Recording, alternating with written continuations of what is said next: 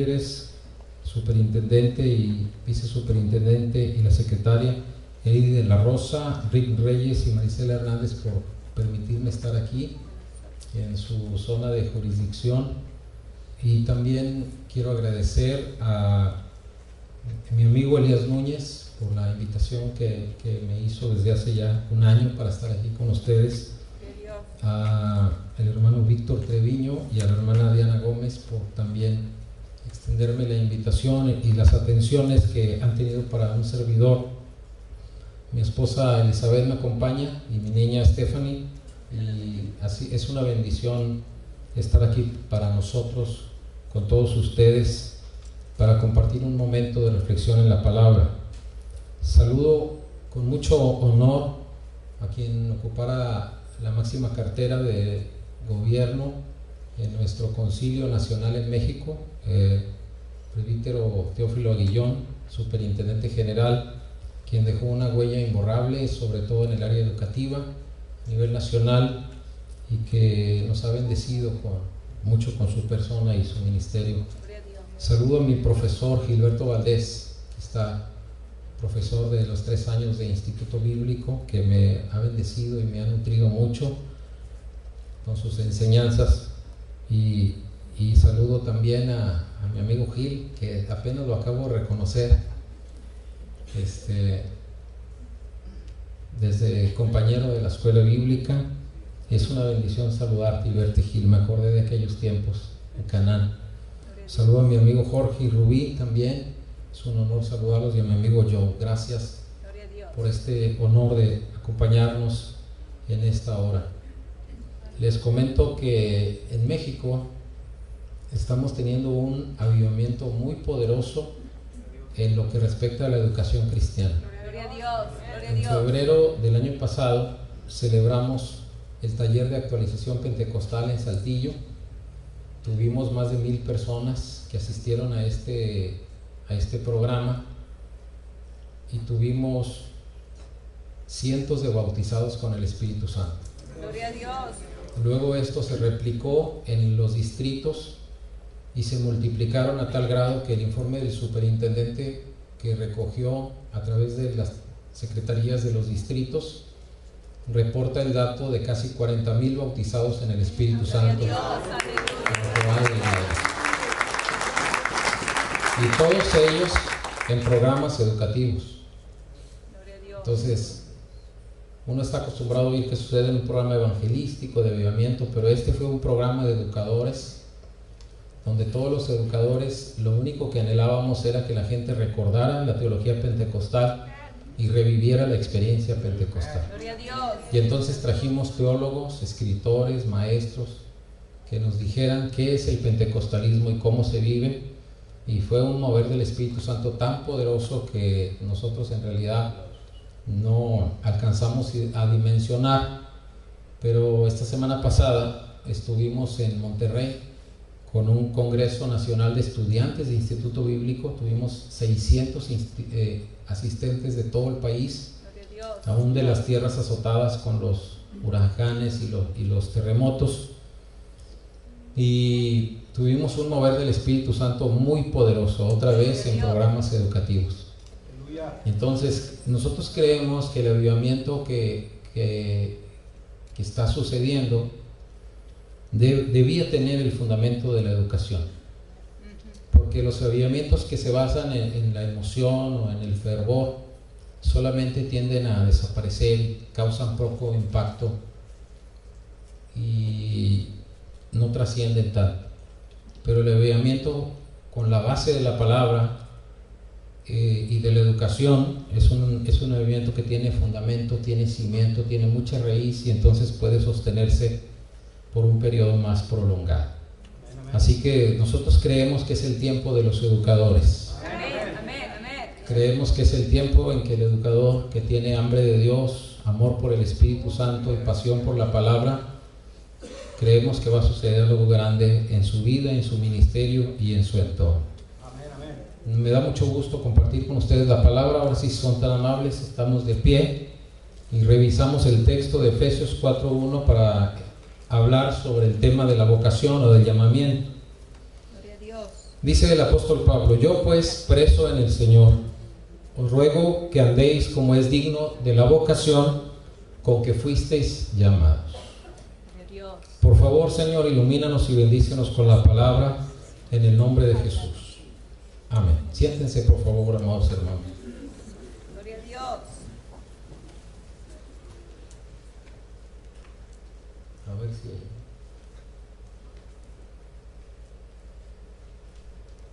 ¿Cómo le hago, hermano? ¿Funciona? ¿Sí? Bueno, ¿me va siguiendo? Sí.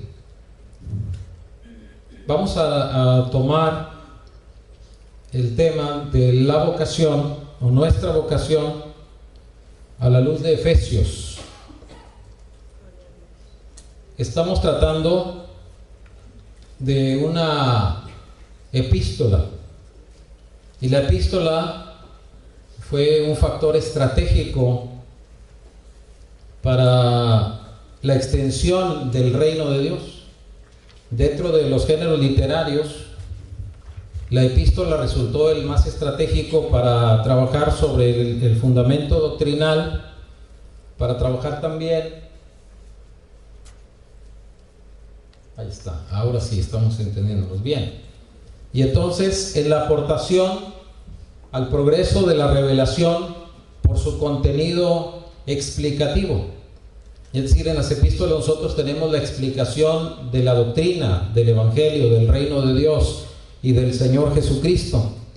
Y además, nosotros también tenemos un factor estratégico en la atención a las necesidades críticas de la iglesia, porque todas las epístolas surgen en atención a una necesidad de la iglesia, a una crisis que se presentaba en aquellos tiempos y que los apóstoles o los hombres inspirados pudieron satisfacer una necesidad, y también en la suplencia de instructivos ministeriales y organizacionales, porque en las epístolas nosotros tenemos datos importantes que tienen que ver con lo que atañe al ministerio y la organización de la iglesia, que no se explican en ninguna otra parte de los documentos bíblicos. En este caso, la epístola resultó entonces un factor estratégico. Cuando hablamos nosotros del documento a los Efesios, hablamos de una serie de instrucciones que el apóstol Pablo da a lo que fue el tercer referente de iglesia del Nuevo Testamento. En el Nuevo Testamento tenemos tres iglesias que son referentes. La primera iglesia es la iglesia apostólica de Jerusalén, en donde los milagros, la expansión del reino se hace a través de prodigios y de señales, y crece numérica y potencialmente de una manera extraordinaria. Cuando la iglesia de Jerusalén viene a menos por la dispersión de los creyentes a causa de la persecución que desató Saulo y el temor que vino por la muerte de Esteban, entonces los creyentes laicos que van por los caminos fundan el segundo referente de iglesia, que es la iglesia de Antioquía, en donde se habla por primera vez a las personas que creen el evangelio, que no son judíos, los gentiles o los griegos, y con ellos se funda la segunda iglesia más poderosa de la historia bíblica, y que esta iglesia se convierte en la primera iglesia misionera que lo hace intencionalmente, y que después desde esta iglesia se satisfacen las necesidades de la iglesia de los pobres de Jerusalén. Y luego después de allí, de la iglesia de Antioquía, cuando la iglesia de Antioquía está viniendo a menos porque los ministerios fuertes que la sustentan o que la proyectan se van al campo y empiezan a fundar obras en diferentes lugares, entonces ahora tenemos el tercer referente, que es la iglesia de Éfeso, que está situada en lo que es el corazón de Asia Menor, que se convierte en la iglesia más importante de la segunda mitad del primer siglo, en donde todos los grandes predicadores van a estar allí. Parece que es fundada por el elocuente Apolos, luego es consolidada por el apóstol Pablo, luego allí trabajan los grandes como Timoteo, luego es visitada también por los grandes apóstoles, y también allí vive los últimos días de su vida el apóstol Juan. Allí en ese lugar Pablo hace una labor de consolidación. Mañana vamos a hablar de Efesios, o de la obra de los Efesios, a la luz de Hechos y a la luz de Apocalipsis, pero desde hoy les comento que en este lugar Pablo hace una labor magistral de docencia, de academia, de predicación y de enseñanza, y se levanta el ministerio más poderoso del segundo siglo, el tercer referente de la iglesia, y que además se convierte este lugar en el lugar que se concentran los máximos ministerios, y por lo tanto se convierte en la iglesia más capacitada y más poderosa del imperio romano. Y entonces, cuando nosotros hablamos de la iglesia a los Efesios, estamos hablando de una iglesia que tiene madurez espiritual, que tiene mucho conocimiento y academia de la palabra, y por lo tanto cuando Pablo le escribe y le redacta la epístola de mayor profundidad teológica que él jamás ha redactado, que solamente se puede comparar el nivel de teología con Romanos o con Hebreos, pero que ninguna otra de las epístolas le llega a la epístola de los Efesios en cuanto a profundidad y sustento teológico. Y es aquí donde Pablo vierte una de sus mayores cátedras de doctrina. La epístola tiene 3 elementos infaltables a la luz de los cuales nosotros podemos entender nuestro llamado, y vamos a revisarlos en esta hora. Primero tenemos el factor teológico. Diga conmigo. Tenemos en primer lugar en Efesios, para entender nuestra vocación, el factor teológico.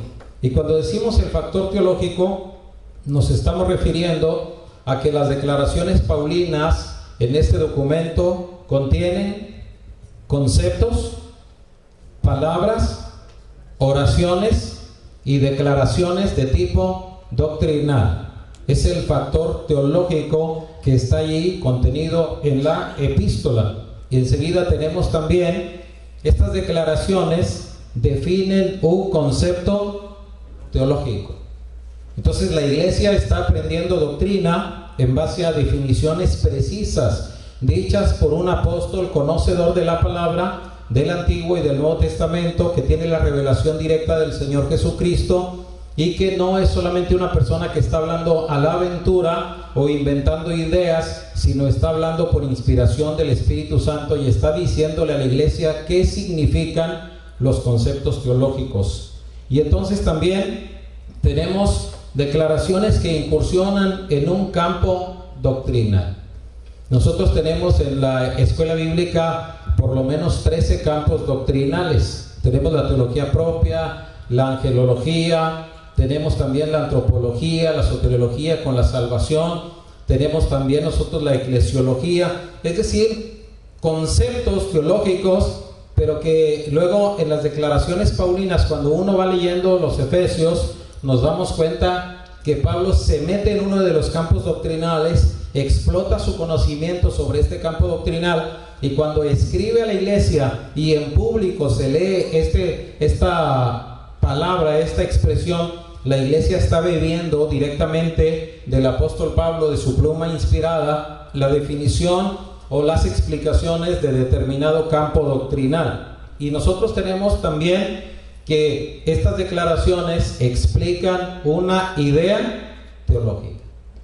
Es muy importante el factor teológico encontrarlo nosotros cuando hacemos un análisis de un texto bíblico. Ya sé que vamos a predicar, vamos a enseñar, vamos a estudiar para beneficio propio. Nosotros tenemos que concentrarnos en el factor teológico, porque el factor teológico es el que pone el fundamento de todo lo que nosotros vamos a edificar y lo que nosotros vamos a exponer a la gente que nos escucha. Nosotros tenemos algunos ejemplos ahí. Por ejemplo, en 1:7 Pablo está hablando y dice: en quien tenemos redención por su sangre, el perdón de pecados según las riquezas de su gracia. Y está hablando del Señor Jesucristo, pero está hablando en el campo de la salvación. Y en el campo de la salvación, Pablo, profundizando y haciendo que se extiendan las raíces de esa doctrina y que la gente tenga una mejor ilustración de este campo teológico, Pablo habla de la salvación en el concepto de la redención y lo relaciona con la sangre de Jesucristo. Y luego dice también el concepto del perdón de pecados, porque la redención tiene que ver con el hecho de que Cristo paga, y paga a precio de sangre para nuestra salvación, y tiene que ver que el precio que Cristo paga es un rescate. La gente sabía que la redención se efectuaba en los mercados, que se compraba en los mercados, y que una vez que una persona pagaba tenía derecho a poseer aquello por lo cual estaba pagando. Y ahora Pablo nos presenta a Cristo pagando por nosotros y librándonos de la condenación, de ahora teniendo poder sobre nosotros. Pero luego el concepto, el perdón de pecados. Entonces Pablo habla de redención y habla de perdón, pero en una forma majestuosa, porque dice según las riquezas de su gracia. O sea, nos redime y nos perdona no por lo que nosotros valemos o por lo que nosotros podemos aportar, o por las bondades o perfecciones o poderes que nosotros podemos atribuirnos a nosotros mismos, sino que la salvación tiene que ver con las riquezas de la gracia del Señor Jesucristo. Amén, gloria a Dios. Entonces la gente está entendiendo que la gracia no se compra, que la salvación no es algo que nosotros ofrecemos al Señor algo. No tiene que ver con la antropología humanista o materialista, donde se le dice al ser humano pues que tiene un valor por sí mismo, que por eso Cristo hizo las cosas. Pablo dice, no lo hizo porque nosotros valgamos tanto. Pagó ese precio porque Él es rico en su gracia para con nosotros. Y entonces la exposición de esta teología nos habla en una manera rica y especial de la salvación que nosotros tenemos. Luego, hablando de cuando Pablo habla de que recibamos espíritu de sabiduría y revelación en el conocimiento de Él, Pablo pide que seamos alumbrados en los ojos del entendimiento, iluminados en la conciencia y en el ser entero, para que podamos entender las riquezas de la gloria de su herencia en los santos, para que podamos entender la esperanza a la que Cristo nos ha llamado, de nuestra vocación, y luego para que podamos entender el poder de la gloria que actuó en nosotros. Es decir, ¿por qué fuimos salvos? Allá nos habla de una gracia. Dios quiso salvarnos, pero Dios no solamente tiene la voluntad de salvarnos, pero tiene el poder de hacerlo también. Y tiene el poder de convertirnos de esclavos en ministros, en personas que tienen dignidades especiales en el reino de Dios. ¿Y cómo hace esto? Entonces Pablo incursiona en el campo del poder de Dios y dice que la operación del poder de su fuerza, dice, la cual operó en Cristo, fíjense bien. Y ahora está entrando en la cristología, el poder de Dios en la cristología, la cual operó en Cristo, resucitándole de los muertos y sentándole a su diestra en los lugares celestiales, sobre todo principado y autoridad y poder y señorío, y sobre todo nombre que se nombra no solo en este siglo, sino también en el venidero. Esa es la fuerza del poder que opera en nosotros, la que nos salvó, la que nos llamó y nos trajo y nos dignificó. Es el poder que exaltó a Cristo, fíjense, desde lo más bajo, que cuando en la Biblia se habla de las partes bajas de la tierra, cuando se habla en la Biblia de que descendió hasta lo sumo, tiene que ver con la muerte, tiene que ver con aquello desde donde ya no se puede descender más, del Seol. Y la fuerza del poder de Dios operó en Cristo, resucitándole de entre los muertos. Es el poder de la resurrección que actúa en nosotros. Pero luego, no solamente lo resucita de los muertos y lo vuelve a la vida, sino que de la vida terrenal que Cristo tenía, lo exalta sentándole a la diestra de Dios en los lugares celestiales. Y cuando está en los lugares celestiales, lo eleva sobre todo principado y autoridad y poder y señorío. Y luego dice, y sobre todo nombre que se nombra no solo en este siglo, sino también en el venidero. Es decir, sobre todo lo que ya está exaltado, Cristo está por encima de todo. Tiene Dios la voluntad, la gracia para salvarnos, pero tiene también el poder para hacerlo. Y entonces se está concentrando en una cristología que tiene que ver con su exaltación. Y entonces otra vez nos vuelve el texto al concepto de la salvación por la gracia. Por gracia sois salvos, por medio de la fe. Y luego dice, y esto no de vosotros, pues es don de Dios, no por obras, para que nadie se gloríe.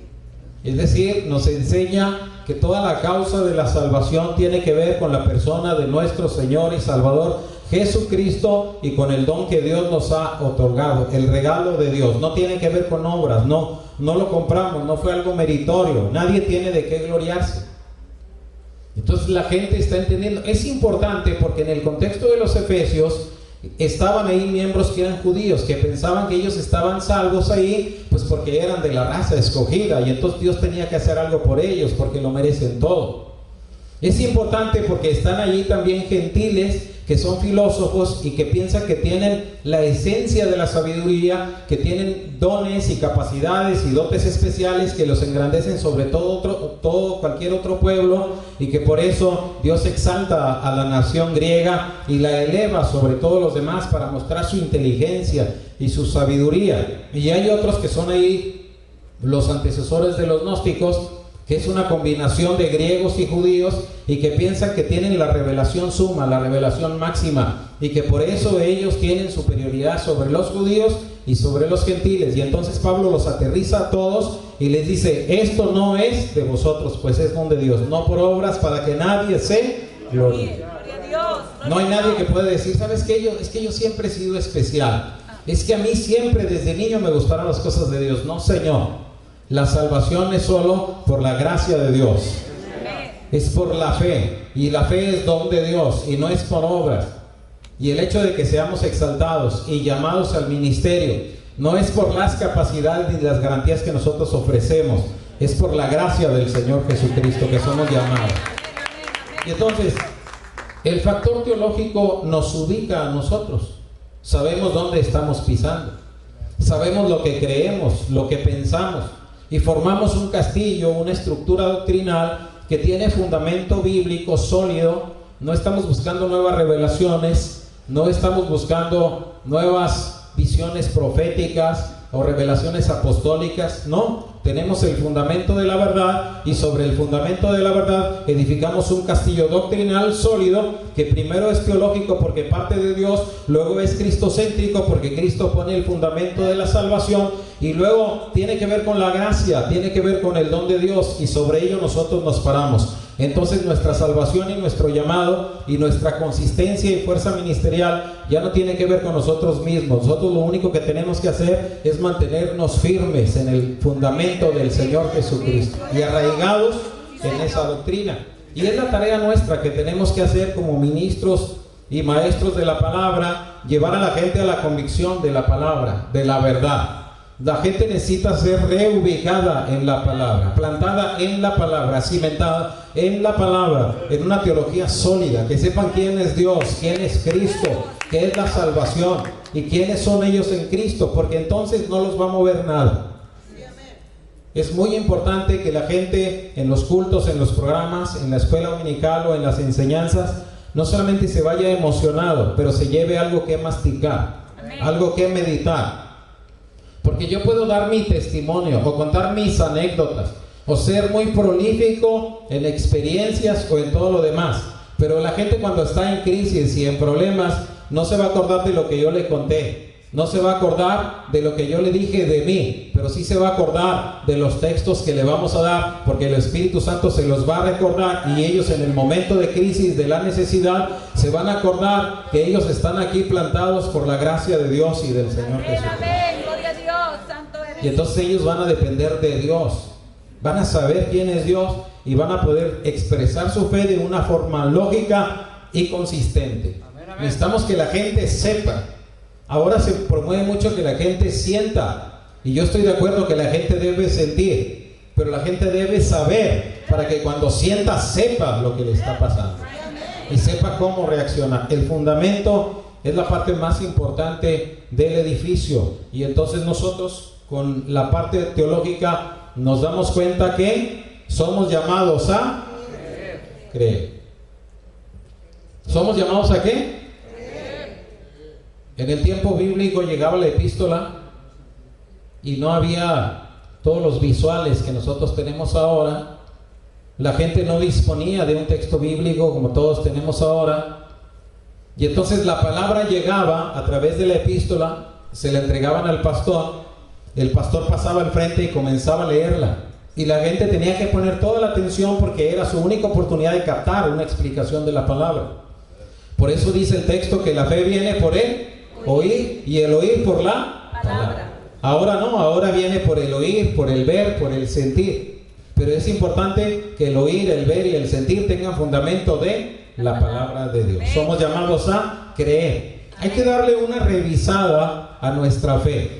Hay que darle una revisada a nuestros maestros de la escuela dominical. A ver cuánto creen todavía, cuánto pueden explicar de la fe. Que no solamente sean personas que repiten un concepto, una idea de lo que dice el expositor, pero que puedan sustentar su fe y además que tengan una experiencia teológica con Dios. Así es, gloria a Dios. Cuando Pablo llega allí a Éfeso, lo primero que les pregunta es: ¿recibiste el Espíritu Santo cuando creíste? Y ellos dijeron: ni siquiera hemos oído que hay Espíritu Santo. Eran discípulos, pero tenían un vacío de creer. Dice: ¿recibiste el Espíritu Santo cuando creíste? Y ellos dijeron: ni siquiera hemos oído que hay Espíritu Santo. Entonces, ¿qué hace Pablo? Detecta un vacío doctrinal, y ese vacío doctrinal había surgido o surtido un vacío experiencial. La gente no había recibido el Espíritu porque no creían en el Espíritu, porque no tenían la doctrina del Espíritu. Y entonces Pablo quiere ir más allá y les pregunta: ¿cómo pues fuiste bautizados? Y ellos dicen: en el bautismo de Juan. Y entonces Pablo detecta otro vacío doctrinal, porque no habían sido bautizados en el bautismo de Cristo, se quedaron con Juan. Y entonces, ¿qué hace Pablo? Los lleva primero a creer. Dice Lucas que comenzando desde Juan, los lleva a Cristo, los bautiza y luego les da la doctrina del Espíritu Santo y luego les impone las manos y fueron llenos del Espíritu Santo y hablaban en lenguas y profetizaban. Primero tuvieron que creer. Fundamento teológico es el fundamento de la experiencia. Muchas de las cosas que no están pasando en la iglesia es porque hay vacíos teológicos en la iglesia. Dicen que estamos los pentecostales desde Estados Unidos, Canadá y hasta América Latina abajo del 30% de personas bautizadas con el Espíritu Santo. Y es que hay un vacío. Por eso hablamos de actualización pentecostal. Aleluya. Ahorita en México ya andamos en el 40 porque subieron 40,000 bautizados con el Espíritu Santo. Pero tuvimos que llamar a la gente y enseñarle otra vez los fundamentos del bautismo con el Espíritu Santo, con la evidencia de hablar en otras lenguas según el Espíritu da que se hable. Y cuando la gente oyó la doctrina, pasó a recibir y recibió el bautismo con el Espíritu Santo. Y es maravilloso cuando la gente recibe la fe, recibe la expresión doctrinal. La fe de la gente viene por el oír por la palabra, se integra en la conciencia de la persona, invade su corazón y la persona desea lo que cree. Amén. Si conoce al Padre, desea una experiencia con el Padre. Si oye del Hijo, desea una experiencia con el Hijo. Si recibe doctrina del Espíritu Santo, desea la llenura del Espíritu Santo. Tenemos que poner el fundamento de la palabra y de la verdad porque somos llamados a creer. Gloria a Dios. De repente hay discursos donde dice la gente: la teología no sirve para nada, lo que sirve es el poder. Por eso tenemos mucha gente ignorante. Y luego dicen: la homilética no sirve, lo que sirve es la unción del Espíritu Santo. Por eso tenemos gente que nunca aprende a predicar bien, siempre anda arrastrando la cobija en su dicción, en su expresión, en su estructura, y tienen mucha unción y dejan a la gente emocionada, pero la gente no se alimenta, no se nutre, está flaca la vacada, y nosotros tenemos que nutrirla y engordarla con buena palabra de Dios. Amén. El factor teológico nos dice que somos llamados a creer, pero luego viene también el otro factor que se llama, ¿cómo? Devocional. El factor devocional. Y cuando hablamos del factor devocional, hablamos de que en las expresiones paulinas se contienen declaraciones que alaban a Dios. ¿Qué alaban de Dios? Su carácter, sus atributos, porque son diferentes: carácter, atributos, obras, hechos, virtudes o poderes, o como dicen los teólogos, luces y perfecciones. Cuando alaban el carácter de Dios, tiene que ver con la expresión de sus actitudes. Por ejemplo, el texto bíblico dice que Jehová es bueno. dice que Dios nos amó en gran manera. Aleluya. Pero cuando habla de atributos, está hablando de características de Él. Como que Dios es justo, como que Dios es poderoso. Cuando habla de obras, aquí expresamente es lo que Él hizo y que atañe a la salvación. Cuando habla de hechos o de decisiones de Dios, es como Dios decidió actuar para que la salvación nos llegara, porque una cosa es planear en el cielo y otra es que se haga efectivo aquí en la tierra. Y Pablo habla de eso en los Efesios. Pablo nos presenta a Dios planeando allá, nos predestinó, nos adoptó, nos hizo electos según el puro afecto de su voluntad. Bueno, eso allá en el cielo, pero aquí en la tierra, ¿qué? Aquí en la tierra vino Cristo y dio su sangre preciosa por nosotros. Gloria a Dios, sí, Señor. Y manifestó su gracia, pero manifiesta sus virtudes o poderes, porque Dios, para venir a salvarnos, se enfrenta primero con que nosotros éramos por naturaleza hijos de ira, lo mismo que los demás, que estábamos dominados por la corriente del mundo donde domina el príncipe de la potestad del aire, que es Satanás, y nos tenía bien dominados y no nos quiere soltar. Y luego operan también aquí jerarquías de potestades, principados, gobernadores de las tinieblas y huestes espirituales de maldad en los lugares celestes. Es decir, hay una oposición aquí tremenda por parte nuestra, porque nosotros vamos en una corriente mundana, por parte del mundo que es dominado por Satanás, por parte de poderes espirituales que se oponen. Y luego también tenemos la lucha del judío que nos desprecia y no nos quiere dejar integrar. Pues contra todo eso viene el poder de Dios y la virtud de Dios, y hace a un lado a Satanás y le dan la torre a los demonios y a las jerarquías de principados y potestades. Y luego nos impacta con la palabra y despierta la fe y nos da fuerza de voluntad para recibir a Cristo, y luego nos baña de su gracia y luego nos sacia de su bondad, y entonces todos los poderes y virtudes de Dios vienen atacando el reino de las tinieblas y nos insertan en el reino de Dios, aún con la oposición de los judíos, Gloria a Dios. y nos hace un solo pueblo con ellos. Es un factor devocional. Nosotros decimos gloria a Dios, que todo su poder lo puso para disposición de nuestra bendición. Amén, así es. Y alabamos la gloria de Dios. Amén, amén. Lo bendecimos y lo exaltamos con todo el corazón. Dice que exaltan la divinidad en cualquiera de sus manifestaciones, porque si alguien es trinitario en la Biblia, es el apóstol Pablo. En Efesios 1:3 dice: bendito sea el Dios y Padre de nuestro Señor Jesucristo. Allí está el Padre y Cristo. Aleluya. Pero Pablo dice que cuando creímos en Él, fuimos sellados con el Espíritu Santo de la promesa. Así es. Y dice que habiendo creído en Él, nos dio las arras del Espíritu como garantía de la esperanza que tenemos. Y en Efesios tenemos al Padre de gloria, al Hijo amado y al Espíritu Santo como garantía. Y Pablo exalta la divinidad en cualquiera de sus manifestaciones. El Espíritu Santo trabaja en nosotros. Dice: no os embriaguéis con vino, en lo cual hay disolución, antes bien sed llenos del Espíritu, cantando y alabando al Señor con himnos, con salmos, con cánticos espirituales. Alaben al Señor en sus corazones. Entonces la llenura del Espíritu Santo provoca la gloria del Señor Jesucristo y la gloria de Dios Padre, y entonces nosotros detonamos en un factor devocional muy especial. La teología nos debe hacer adorar. Amén, así es, aleluya. ¿Para qué es la teología? Para hacernos adorar como se debe. Le dijo Jesús a la samaritana, dijo: oye, ¿dónde se adora? Dijo Jesús: ustedes adoran lo que no saben. Y así hay muchos creyentes ahora vacíos de factor devocional. ¿Por qué? ¿Por qué se tiene que batallar tanto para hacer que un ministro de Dios adore? Si el ministro provee la gracia de salvación, la gracia del llamado, la gracia de la capacitación, la gracia de la llenura, lo más fácil debería ser hacer que un ministro alabe y glorifique el nombre de Dios. Amén, amén, amén.